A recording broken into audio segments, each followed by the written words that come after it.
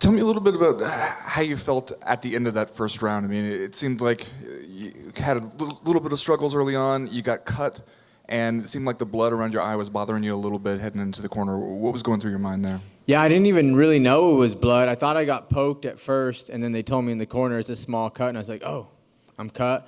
And it flashed through my mind, but at first I thought I got cut. And then, honestly, I felt like I just got my bearings going at the end. I landed a few body kicks at the very beginning, and then towards the end of the round, once we get in those scrambles, I come alive, so I felt like, oh, like I handled his best thing. I fell.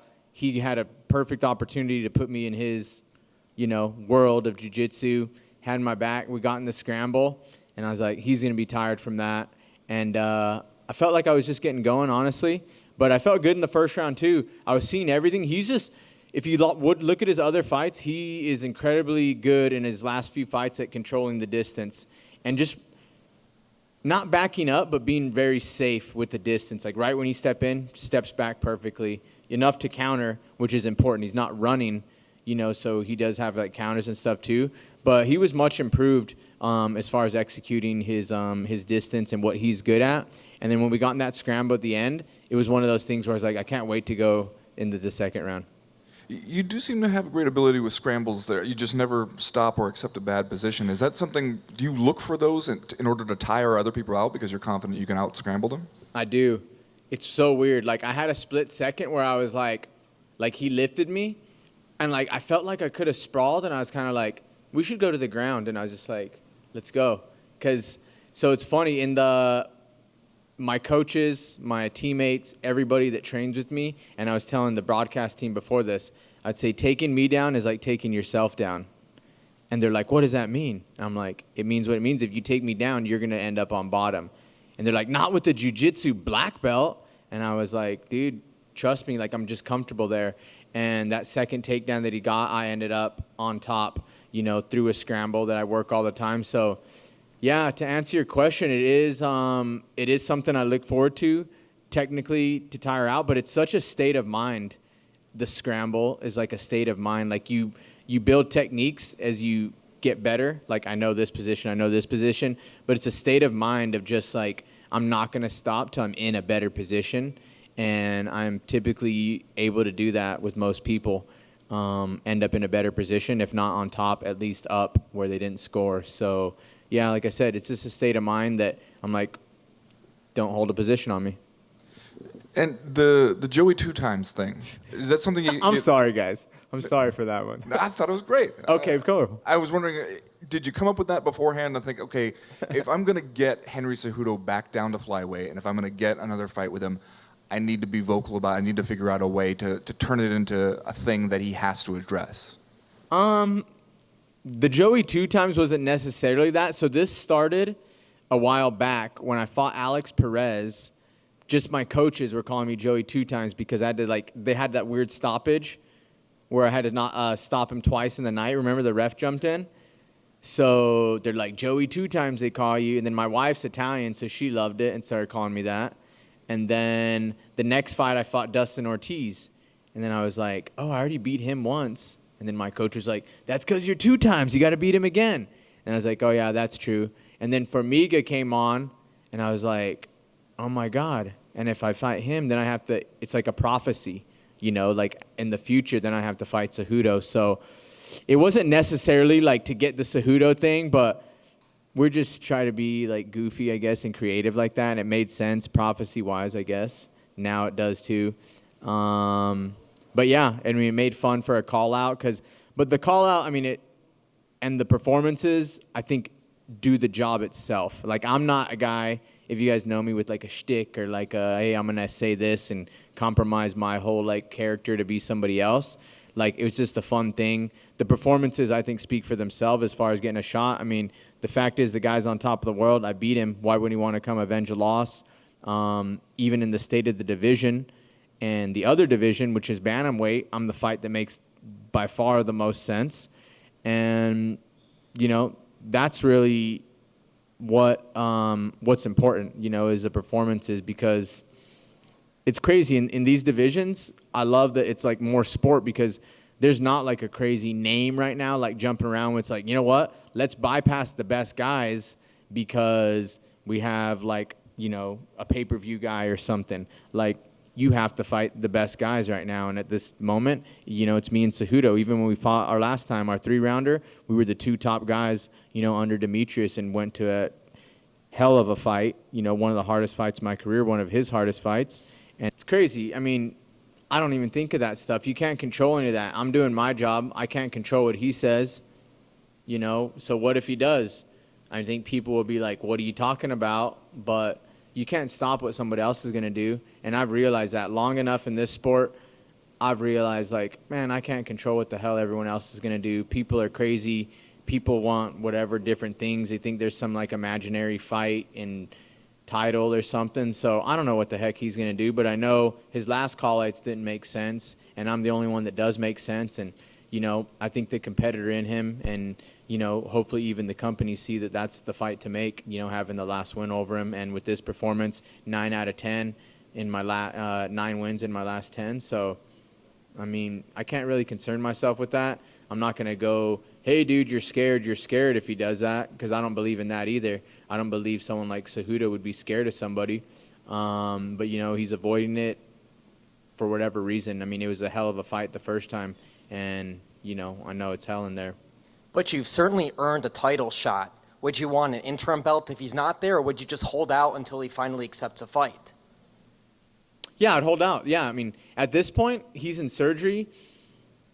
I mean, I've sat out months before. You know, I've had ACL surgery 18 months. I've gone in between fights active 10 months, and that was just for a fight because, you know, there wasn't opponents. In this case, the opponent I want, you know, there's a huge prize there, and it's the fight to make. What, I got to wait 4 or 5 months, I think he said, till he can fight?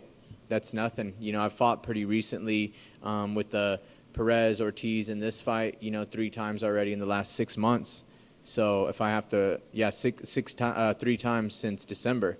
So if I have to wait for a surgery to fight for a world title fight, longer time to prepare, to get better, 5 rounds, that's not a problem. And lastly, you've beat him. Yes. Where do you see weaknesses in his game? You know, there's not a ton. There's not a ton, honestly. Even in that fight, he's improved crazy since then. And even in that fight, I was like, this guy is incredible athlete. Like, when he says he's one of the best combat athletes that's ever done it, I mean, he's proven it. And there wasn't a ton of weaknesses. I just had to believe in my game against his game. I knew I could be more active than him. I knew I could be, you know, a little more creative. I thought I'd be faster as well. So it's the same thing. When you're fighting the best guys in the world, there's no glaring weaknesses, honestly. You know, there's X factors and there's small openings that you have to prepare for better.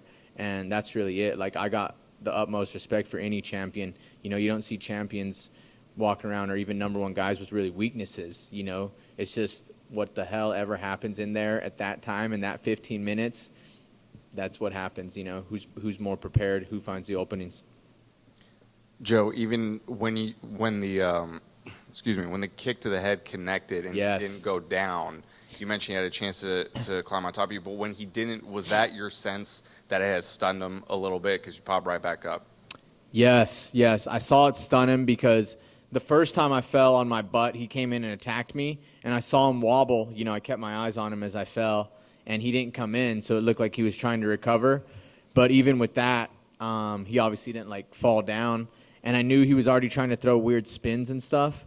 So I was like, and my coaches actually told me before, you're going to hurt him, probably to the body. You know, if you hurt him, he's going to get desperate and try to throw spins. So that just stuck in my head, and I was like, he's already hurt, and I'm already somewhat picking him apart, you know, in this round. So just take your time and finish him. And then I picked every shot from there. And once he covered up, that's when I was able to really flurry on him. So, yeah, I saw it hurt him, and then I just knew I had to take my time. So it's a real, I guess, veteran move there, you know, that maybe I wouldn't have done as a younger guy, you know. But I felt really just comfortable in there. Even walking first, it was really cool. I haven't done that in forever. I'm usually the top-ranked guy.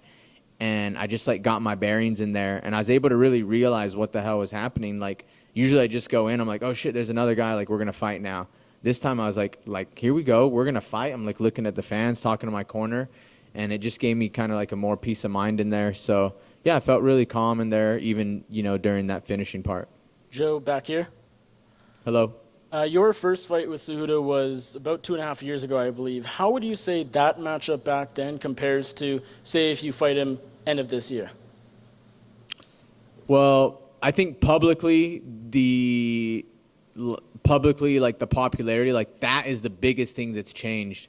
We were both two of the top fighters back then at any weight. So what else could I say? Like skill wise, he's changed. Like I said, skill's a crazy thing. There's so much technicalities and stuff that go in it. I think a lot for him is when you become a champion, have the success he's been having, is he's confident right now. Like you don't see a drastic change like, oh my God, now he's, an incredible boxer, incredible this or that. Like you get this certain confidence when you, I think, accomplish things and do all that kind of stuff with every fight. So he's been just fighting at a high level and he's a competitor. So I think he's really just starting to come into his own. Skill wise, I can't say there's a ton that changed. Beside him having 2 belts, like that is the biggest thing that's changed, and that's kind of like obvious to everybody. So, but for me as a competitor, I look at it the same way. I thought I fought Formiga 2 years ago, and it was 6 years ago. So I'm still like I just beat Henry yesterday. That's how you look at it as a competitor. You beat him, have a win over him, and it can be done again. So you're willing to sit out a little while to wait for Cejudo to recover and fight him next. If the UFC calls you and says, hey, if Pantoja, maybe the winner of Pantoja or Figueiredo, would you take that fight, or would you, again, just say no and wait for Cejudo? See what they say when they call me. If that would happen, you'd have to assess it. But, I know you guys have to ask it, but it's hard thinking of especially things like that. As a fighter, I'd be like, it depends how they come at it. Oh, well, Cejudo's not going to do this, not going to do that. This is what I do. If I think, he's going to continue to avoid it, you never know what I'd say. But, right now and before this, I was planning on getting this win and fighting him. So until otherwise, I'll let you guys know.